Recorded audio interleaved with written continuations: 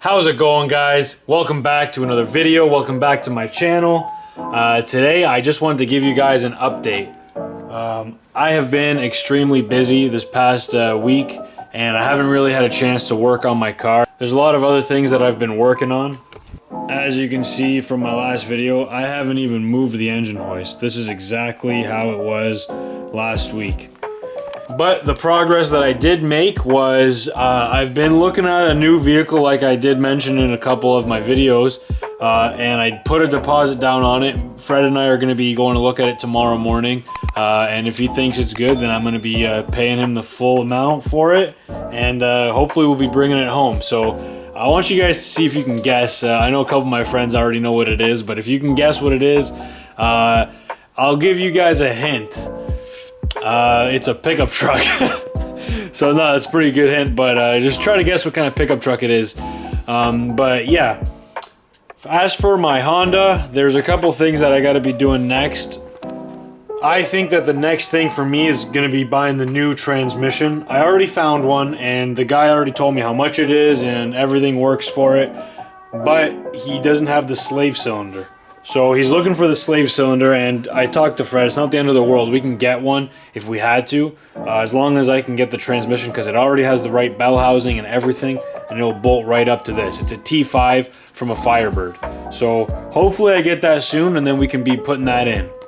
And after we do the transmission, this is the part that I've kind of been, I don't know if I've been putting this off or what. I mean, there's going to be a lot of work involved in the back here. So as you guys know, if you don't know, then you're not subscribed and that's a problem. So go do that. But I got a rear end. I got a Ford 8.8 from a Mustang. That's going in the back of this Prelude. So now one of the biggest things that I got to do with the rear here is remove the entire rear suspension. That involves everything, because none of it is going to be getting reused.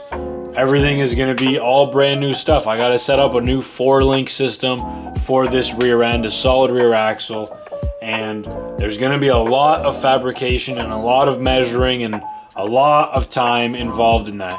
And I don't know, I mean, up until this point, I don't really know what I've been doing. I mean, I haven't known what I've been doing, I should say. I'm just learning as I go. So yeah, I don't know if I should be as nervous as I actually am. I think for the most part I'm just going to tackle this just like everything else that I've been doing with this project. First I'm going to do that transmission, and then once I finally get to this portion of the project, I'm just going to do what I think is right. I'm going to jack it up, I'm going to rip everything off, and then I'm going to take the rear end and put it underneath here and see how it fits. I got to buy a new 4-link system. I'm going to actually message the guy that I bought this rear end from, the Ford 8.8, and see what he used, and maybe I can use that same setup that he did in this car here. So as for that, I think you guys will just see every step of the way, just like you guys have been up until now.